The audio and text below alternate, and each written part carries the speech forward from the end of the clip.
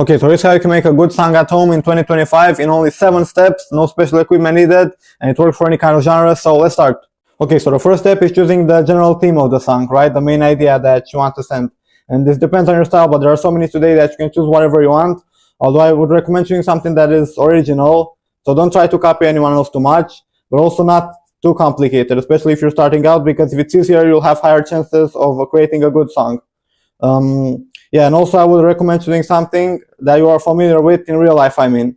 Not just what kind of music you listen to, because you can listen to many love songs, for example, but not have any love experience. So if you choose something that you know you can relate to in real life, then it will be easier for you to write about. After you've got your main theme, you should choose the specific topic, so the specific story of the song. Does that make sense? Because the more specific it is, the more relatable it is. And yeah, the same general rules apply as for before. Be original but not too complicated. And also, I'd recommend choosing something that you know is popular today, because this guarantees or almost guarantees that it will be received well by your audience. Third step, choosing a good title. Of course, this can be either a word or a phrase in your song, or just anything that's related to it. But yeah, keep it short and easy to remember, like between 1 and 3 words, but also not too generic. Fourth step, writing the lyrics. Now, the structure varies from song to song, but I've made up a very basic one I use for most of my songs. So you could start with an introduction. It's optional, but it can help to hook the audience in. The first verse is the longest part, and it tells the main story of the song. The pre-chorus is also optional, but it can build up for the chorus. The chorus or the hook, depending on your style, is definitely the most important, especially today, because it has to be catchy, memorable, and repetitive to stick in your head. And I think this makes a good song. The second verse is the same as the first one. The bridge is optional, same as pre-chorus, but maybe a bit more production and emotion. And the final chorus, it should be a bit more complex in production, because it's the final one, so yeah.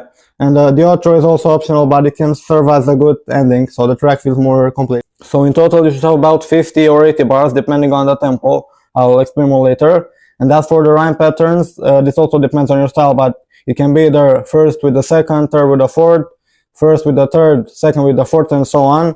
You can also add internal rhymes, they add flavor to it. And yeah, that's it for the structure. Something to keep in mind when songwriting is don't rush it and don't be lazy, okay? So don't just write the first thing that comes to mind, because otherwise you'll sound boring. So be as creative as possible. And speaking of creative, also be original. So don't copy other lyrics. I know it's common, but don't do it, okay?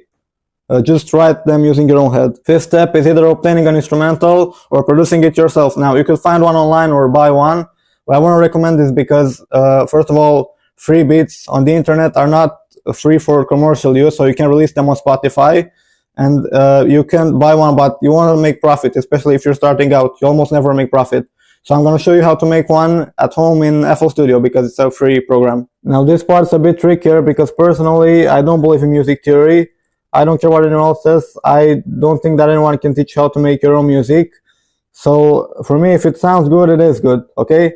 I don't know about any of those octaves or A major, A minor. I'm not Drake, okay? I don't know.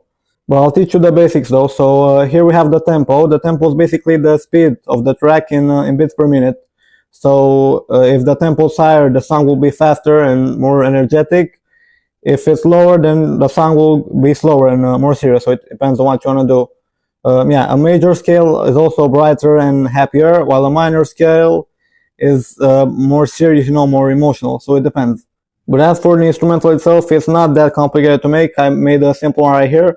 So it has 3 parts. First of all, the drums, which are the beat of the song. Just make sure they're easy to sing to. Then we have the melody. I always just took a random piano key and clicked on random notes, and it worked. I think it should work for you too. And the bass line, which is basically just, as you can see, it's just lower in the piano roll than the main melody, and that's it. That should be good. Also, don't be afraid to add some effects. For example, the ride bell right here. And yeah, let's see how it sounds.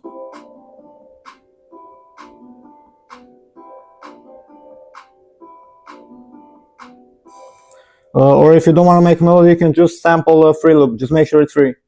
Let's see. Okay, not bad. And that's it for the beat. Sixth step is recording the vocals. Now, before I explain anything, of course, having a studio microphone will help, not only because the audio quality will be better, but also because this prevents you from actually spitting bars on the microphone. But if you don't have one, that's okay. You can record on your phone. Just make sure that you stand like 10 or 15 centimeters away from it, and keep the volume steady, because otherwise we'll have to balance it after. And also, if you don't have a pop filter, make sure that the recording is as clean as possible. It makes everything easier. And beyond that, just when you record, actually when you perform, put all your emotion into it.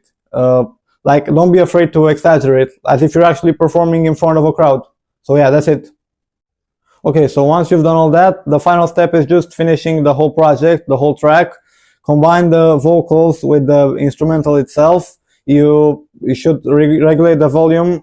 The vocal should be a bit louder than the beat itself. And also, you can add auto-tune. It's optional, but I would say it's kind of mandatory today if you want a fully polished track.